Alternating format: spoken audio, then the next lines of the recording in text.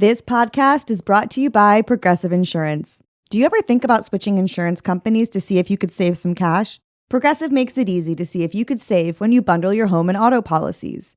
Try it at Progressive.com. Progressive Casualty Insurance Company and affiliates. Potential savings will vary. Not available in all states. When you check out at the pharmacy, you see the journey from idea to medicine, thanks to our intellectual property system, or IP for short. IP safeguards inventions, like a new way to prevent seizures or lower cholesterol. And IP supports competition from other brands, then lower cost generics, which are 90% of prescriptions filled in the US. Innovation, competition, lower costs, thanks to IP. Learn more at phrma.org/IP Works Wonders.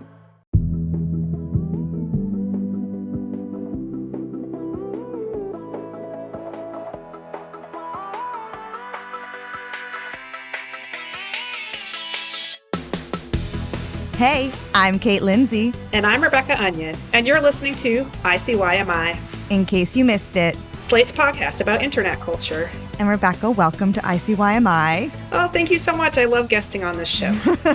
So Rebecca is a senior editor at Slate who writes about TV and culture. Most recently, she reviewed Netflix's new limited series, Adolescence. She called it one of the best shows of the year.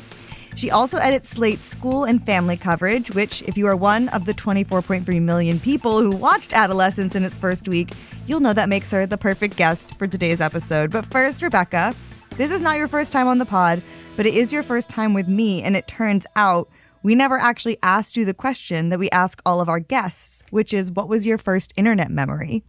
This is such an interesting definitional question. I think the first memory I have of being in network with people is very appropriate for a discussion of the show Adolescence, which is in my high school computer lab, chatting back and forth between computers. Oh. And all it was basically was people in one side of the lab talking about whether a hot guy was in the other side of the lab. But I don't know if that counts as the internet because it was sort of intranet inside the computer lab. Was that like AIM or what software was that? Oh, that's a very good question. You could probably dangle me over a vat of acid and I would not be able to answer that question. It was some internal thing that the school had set up. Yeah. AIM was when it never really happened in school, but you would immediately come home from school and start messaging each other about the day. And I definitely both began and ended relationships over AIM. Oh, yes. Pre-ghosting, but when you started to realize these uncomfortable human things, I can just do them over the internet. Yes. The dream and the nightmare.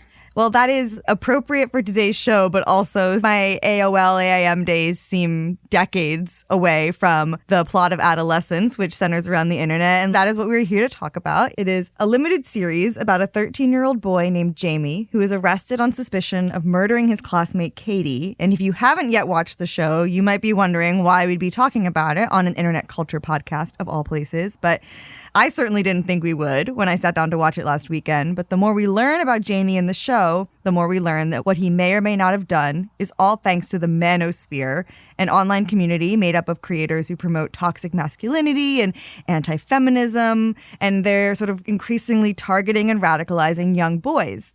We're going to explore how Adolescence tackles this issue, but first, let's take a break. When we come back, Rebecca and I will talk about why Adolescence has become the show everyone from TikTok to my extremely offline father-in-law can't stop talking about, and later, deep dive into the key Manosphere figures and beliefs that radicalized Jamie under his parents' noses.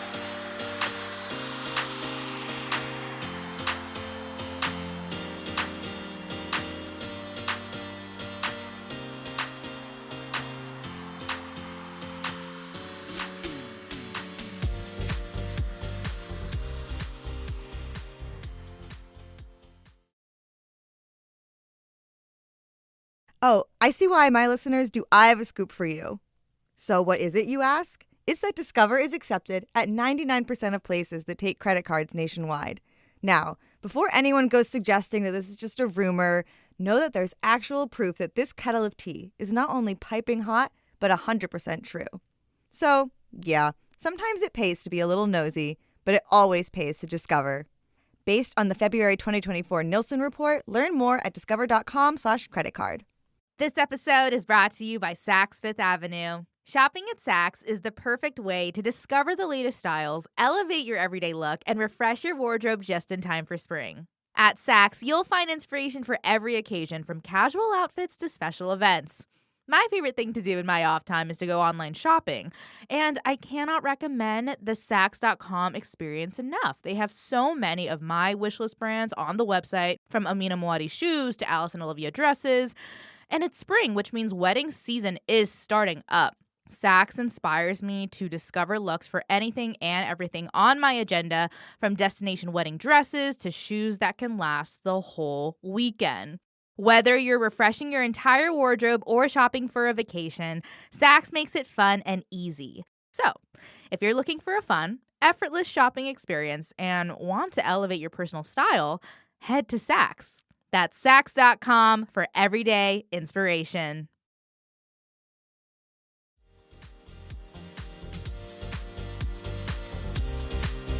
And we're back. All right, Rebecca, I can't wait to ask you about your thoughts on this show. But first, let's make sure everyone is up to speed. So, Adolescence is a 4-episode miniseries. It's written by Jack Thorne and Stephen Graham.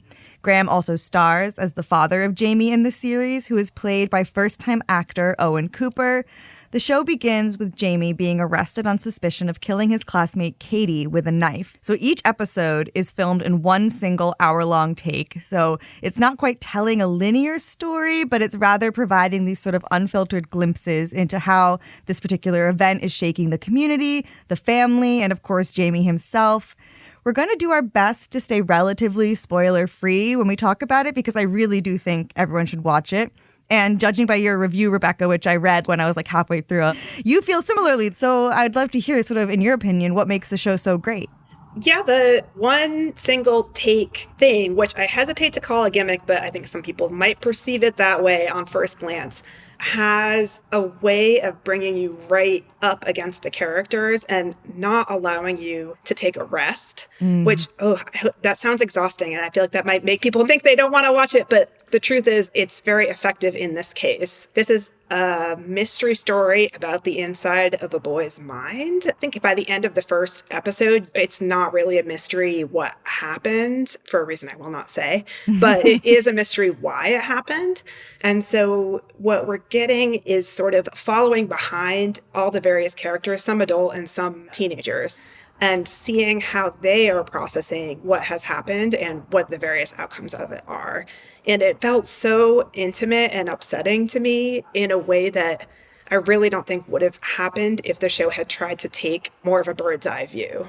Mm-hmm. Yeah, or even if they had like done cuts and not given you time to like rest or anticipate or really feel in real time what the family was processing. Like that first episode, I mean, it is one of the better introductions to a show I've ever seen in terms of just throwing you right in. And I sat down to watch it because I saw a few little things on TikTok and I was like, okay, murder mystery set in the UK. I'm already seated. That's all the information I need. I've seen Stephen Graham in Line of Duty. I love him. And then it was actually something totally different. It reminds me a little bit of Baby Reindeer in the sense that TikTok has been going totally nuts for it, kind of out of nowhere. I have no idea it was coming. And now suddenly it's all over my feed. I've seen so many interviews.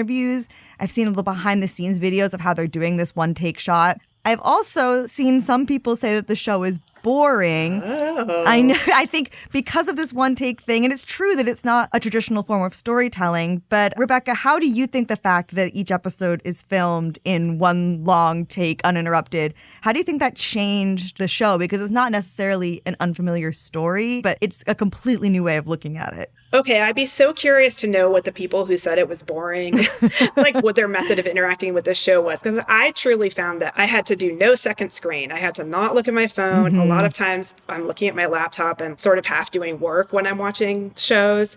Nope, I couldn't do that. And it's not just because the characters' accents are kind of difficult. And so I also had to have subtitles on. I mean, It was beautiful, but I was like, I need the subtitles. I need to be able to completely process what everybody is saying. And maybe in a way, this confrontational, in-your-face, emotional intimacy of this approach, I thought it made it feel like it was really making me step up my level of observation of each of the characters. Yeah, similarly, there was no point, even when you're just watching them drive in real time to a store in the car, you're locked in because facially they're doing so much, even in those down moments of like processing. It also reminds me of 1917, that movie that's filmed all in one take. Yeah. And I loved that movie. And like my favorite scene is the very, very end where he's running as everyone's rushing towards him and there were mistakes that happened and they had to keep going. So maybe I'm just a sucker for the one shot. But yeah.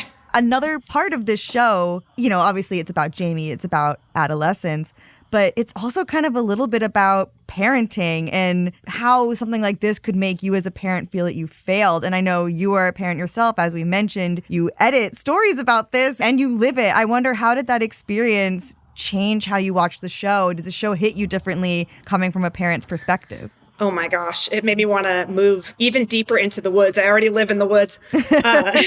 So my child is only 8, so we don't have social media questions yet, but we think about it all the time for obvious reasons. Kids her age are starting to get phones, which is crazy to me, but yes. So I think the sort of like top takeaway is a lot about how impossible it can be to figure out why a kid starts doing a thing, which will drive you absolutely mad. And especially in the last episode of the show, which is situated in the family home and his parents and his older sister trying to have a relatively normal day on the day of his dad's 50th birthday. Mm-hmm. And you can tell that like they push all of this stuff down most of the time, but then every once in a while they can't help it. They have to talk about it and they have to ask each other again and again, like, was there something I did? Was there something I did? Mm-hmm. But yeah, very, very difficult to watch some parts of this as a parent. Yeah. We get a lot of point of views in this. You bounce in between, the police, the family, a therapist.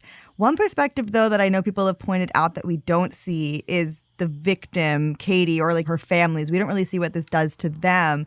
And a thought I kept having is one that feels a little bit ungenerous, but I do think it's true, which is just kind of that's not the story they're telling, which is okay. Like the story they're telling isn't even Jamie's in a way. The story is how young boys are radicalized by the internet, because as the episodes unfold, we start to learn more about Jamie and particularly the culture of his school.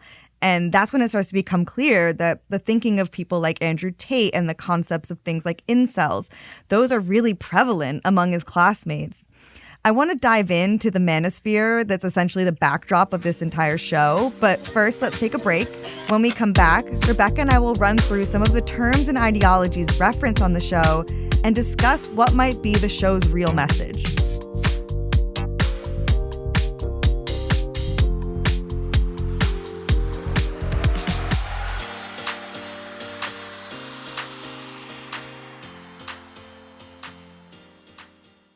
Hey there! Just wanted to pop in to ask that if you're a regular listener who enjoys ICYMI, it would mean the world if you gave us a 5-star rating or review on Apple or Spotify. Every episode of ICYMI is different, from exploring the TikTokification of sports to taking deep dives into the drama of online fandoms. Sometimes, though, that means our episodes can become part of those stories, resulting in negative reviews from people who aren't actually listeners. Ratings and reviews are an important part of growing ICYMI and making sure it succeeds, which is why we need the real heads to be represented in the feedback. If that's you, it would be great if you could show us some love. Enjoy today's episode. Listen to Sunrise on the Reaping, the highly anticipated new audiobook in the Hunger Games series by Suzanne Collins on Audible. Hear Jefferson White narrate the story of the legendary survivor, young Haymitch Abernathy. Revisit the world of Panem, 24 years before the original Hunger Games series. As the day dawns on the 50th annual Hunger Games, fear grips the districts of Panem. This year, in honor of the Quarter Quell, twice as many tributes will be taken from their homes. I'm so excited for this story because I've been a big Hunger Games fan since the first trilogy came out. I remember being in middle school, absolutely staying up all night to get through the trilogy. And this relationship has stuck with me through adulthood, and it's going to continue with the Sunrise on the Reaping because I will take any excuse to dive back into the world of Panem. Whether you're a passionate fan or just starting your journey, venture to District 12 and hear the story the world's been waiting for. Welcome to the 50th Hunger Games. Experience the worldwide best-selling series in a whole new way. Go to audible.com/sunrise and listen with the world. This show is sponsored by BetterHelp. Think about your favorite leaders, mentors, and idols. They don't have all the answers, but they do know when to ask questions or seek support from their community. In a society that glorifies hyper-independence, it's easy to forget that we're all better when we have a support system behind us. Therapy can be a source of support for any area of your life. If you're thinking of starting therapy, give BetterHelp a try. It's fully online, making therapy more accessible, affordable, and convenient. BetterHelp has a diverse network of more than 30,000 credentialed therapists with a wide range of specialties. Just fill out a brief questionnaire to get matched with a licensed therapist. If you feel like your matched therapist isn't the right one for you, you can easily switch to therapists anytime at no extra cost. Build your support system with BetterHelp. Visit BetterHelp.com/ICYMI today to get 10% off your first month. That's BetterHelp, HELP.com/ICYMI. If fashion is your thing, eBay is it. eBay's where I find all my favorites, from handbags to iconic streetwear, all authenticated. For real. This time, a little Supreme, some Gucci. I even have that vintage Prada on my watch list. That's why eBay's my go-to for all my go-tos. Yeah, eBay. The place for new, pre-loved, vintage, and rare fashion. eBay. Things people love.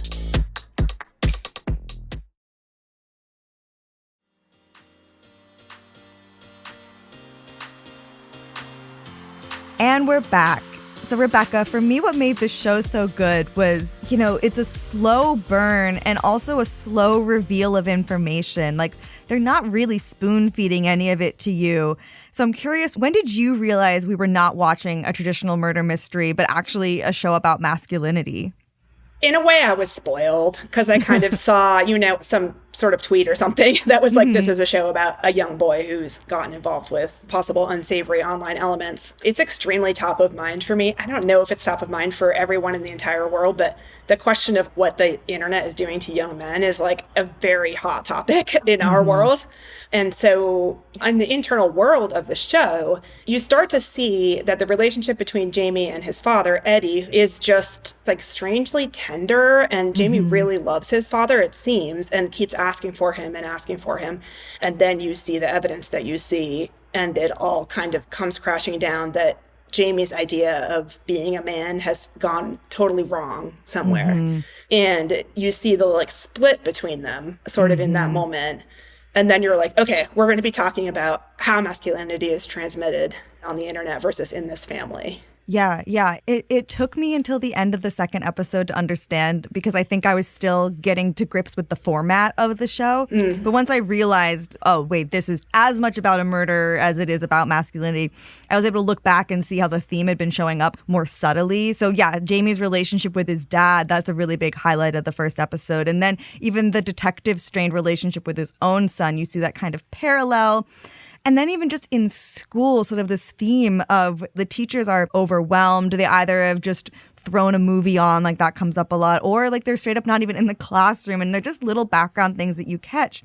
And they're just kind of looking back, it's like, oh, you can kind of see how this was like the perfect recipe for something to go wrong completely under someone's nose. And it's also like showing how a collapse of a lot of things could kind of lead to this. The school is absolutely awful. It's so claustrophobic. You go into it with the two detectives. It's Ashley Walters is the name of the actor, and he's a very masculine guy.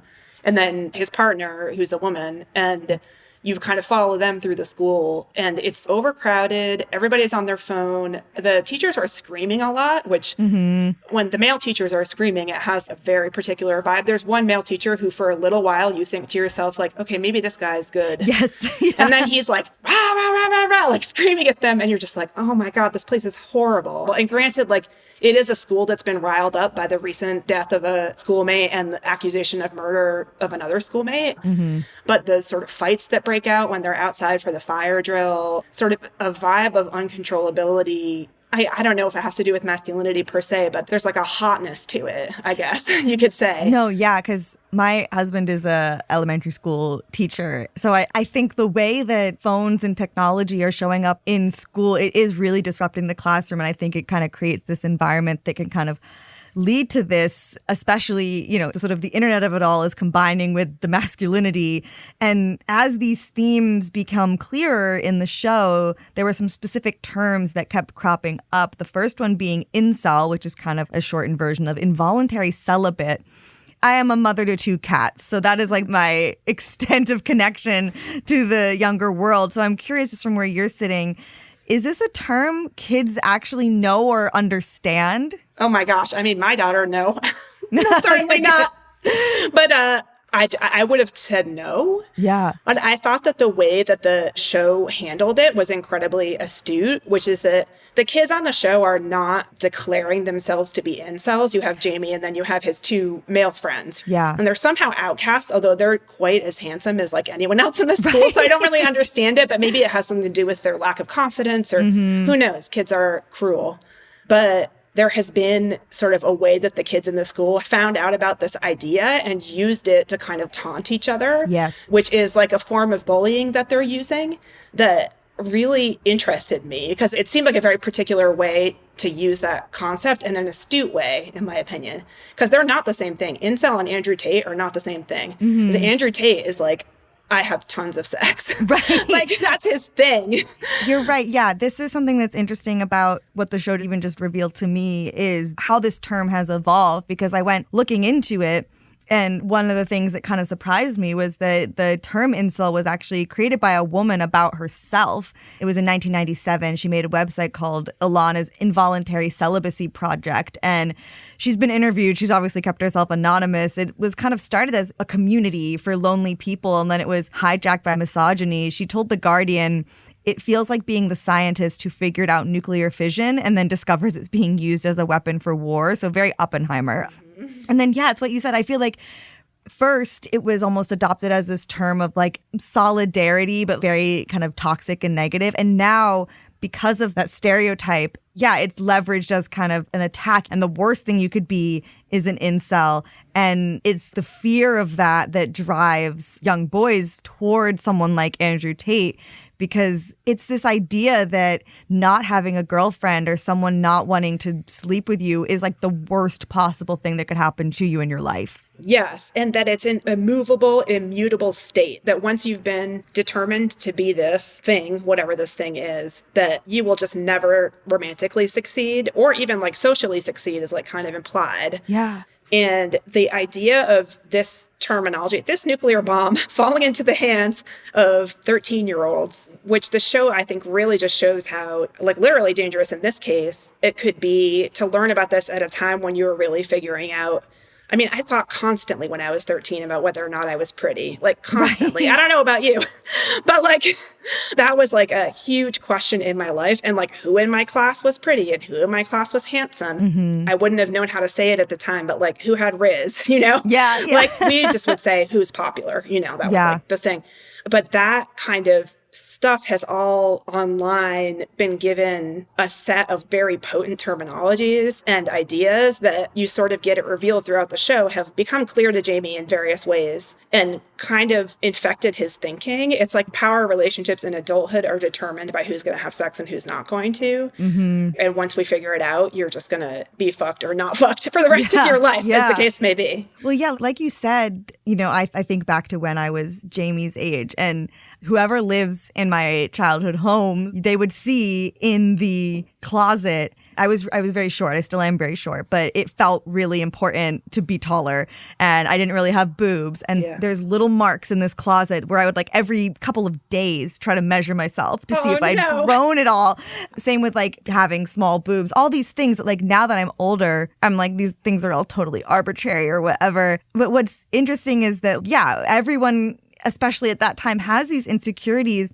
But there was no part of me at the time that thought my like life was doomed. I don't think I was thinking ahead at all. The problem was right now. I wanted to be taller now. I wanted to have boobs now. Yeah. And so it's not, you know, unheard of or unique to like feel that way. But the sinister path that it takes now because of this thinking on the internet is really alarming because it's such a common feeling. So it feels like it's even riskier that they could somehow one wrong move, one wrong web page, and they just go down the completely wrong rabbit hole. It has to do also with the way that the internet collapses generations and ages of people. And so, you know, think about you and me, you're younger than me, but when I was that age, the content that I read that was created by older people was like created for me, mostly. Yeah. It was teen magazines. I was a Sassy era child. So, Sassy magazine. And maybe like the things that I kind of came into contact with that weren't supposed to be for me were like Ladies' Home Journal or, my mom's Ladies' Home Journal or like novels. I would read Naked Lunch by William S. Burroughs and be like disgusted by the sex in it or whatever. But this whole world of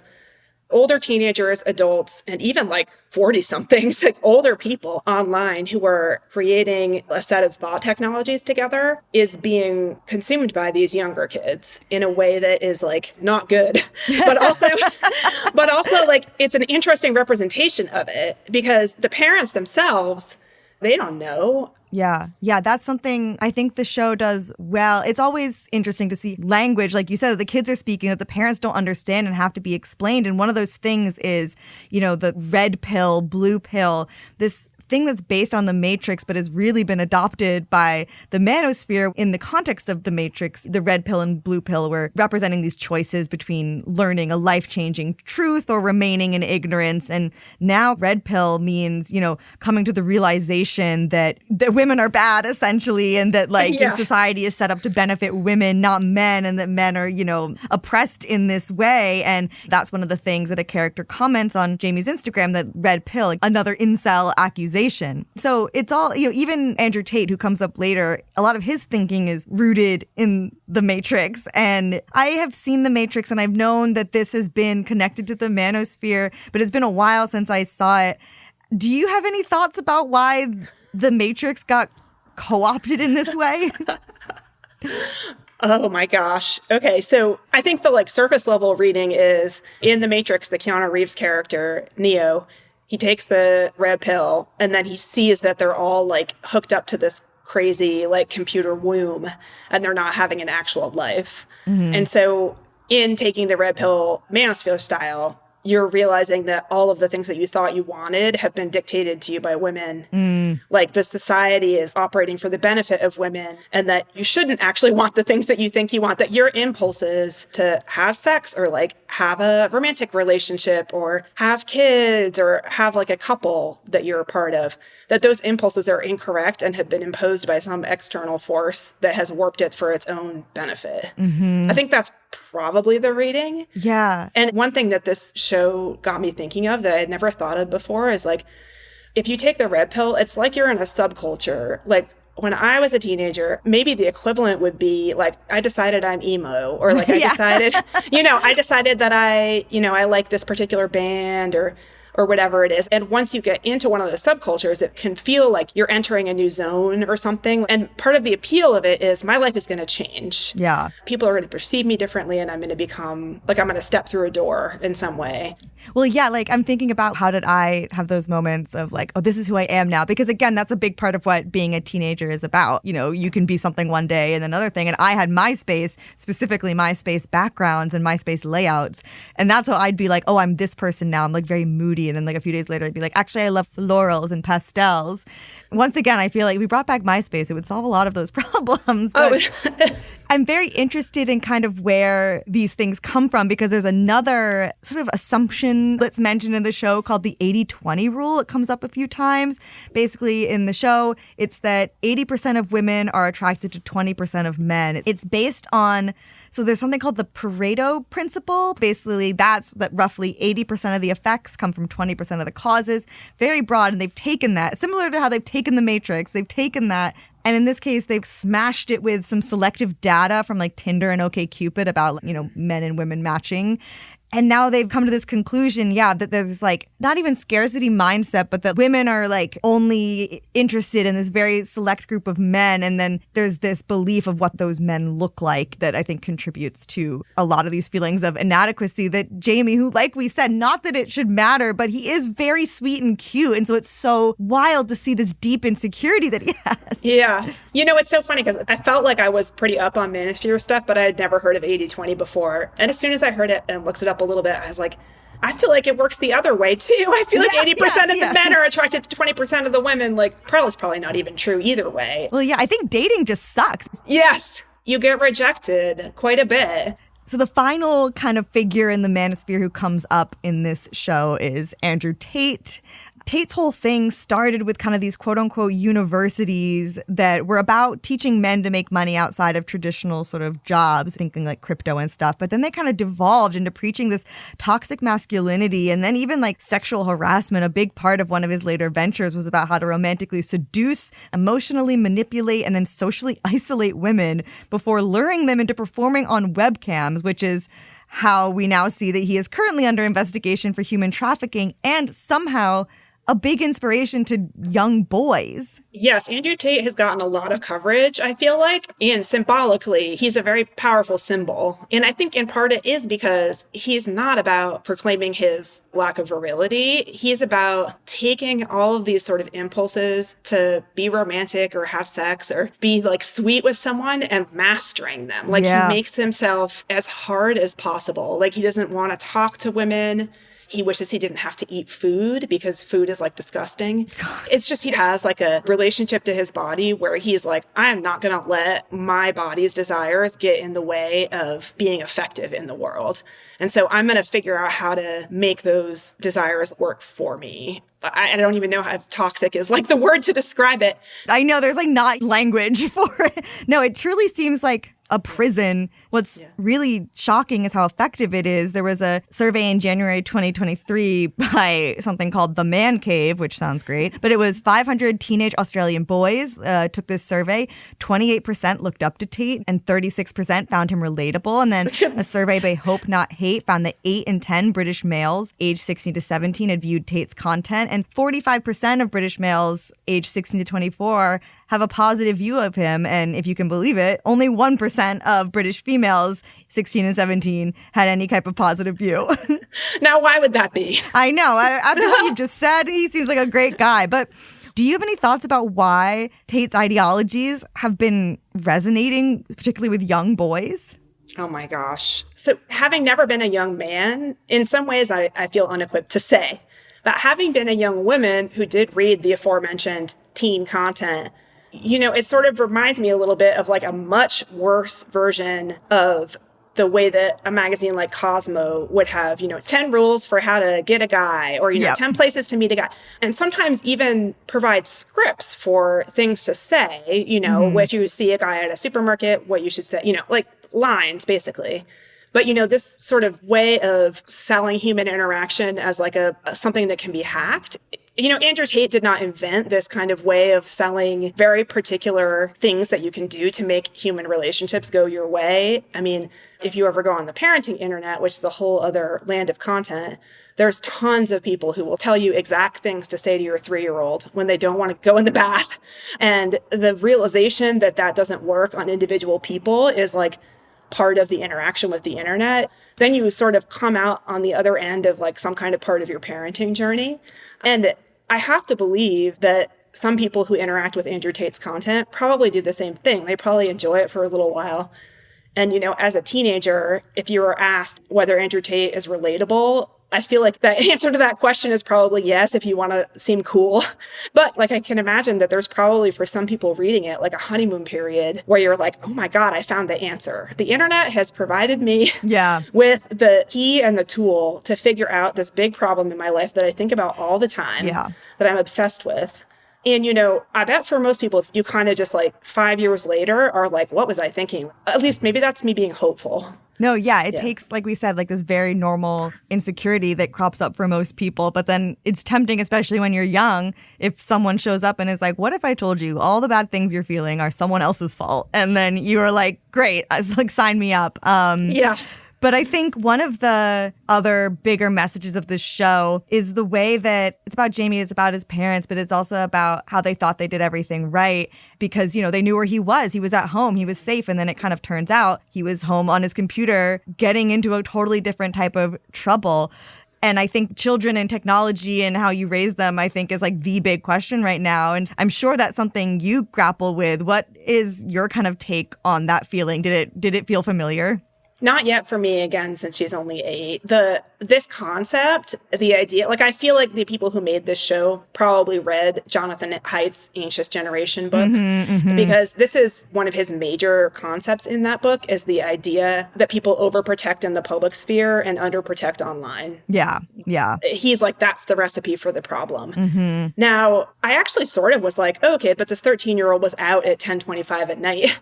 So I don't think he was that overprotected out and about, but it does sound like his parents thought to themselves, everybody does this. Yeah. In fact, I think they said, everybody does this. And so him being at home in his bedroom looking at stuff was normal to them. I sort of feel like among parents, at least among the parents that I talk to, that idea is phasing out a little bit. I think people are more afraid of YouTube now. At least people who read a lot of articles. Let me put it that way. Yeah. But I don't think that is a universal thing. I do think that there are a lot of parents that still haven't gotten the message or are busy and stressed out and tired. No, definitely. I think there is a shift. And even if there wasn't, I know I've seen a lot of discussion that, if you weren't thinking about it before this show as a parent, you definitely are now. So despite talking about some of like the heaviest topics of our current time, the show is like a really great watch. And I've just been thinking about it so much and telling everyone I know to watch it. And so really, if you haven't seen it, we've like barely even scratched the surface of what is meaningful about it. I would really recommend to go watch it. 100%. And you don't have to be a parent and you don't have to be someone who thinks a lot about being online. I think we talked about it in that way here. But if you have a heart, watch Adolescence.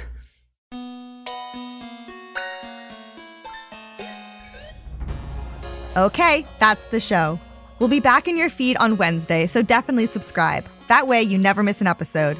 Please leave us a rating and a review in Apple or Spotify and tell your friends about us. You can follow us on Twitter at ICYMI_pod, and you can drop us a note at ICYMI@slate.com. ICYMI is produced by Olivia Briley, Candice Lim, and Kate Lindsay. Daisy Rosario is our senior supervising producer, and Hillary Fry is Slate's editor-in-chief. See you online. But not in the Manosphere.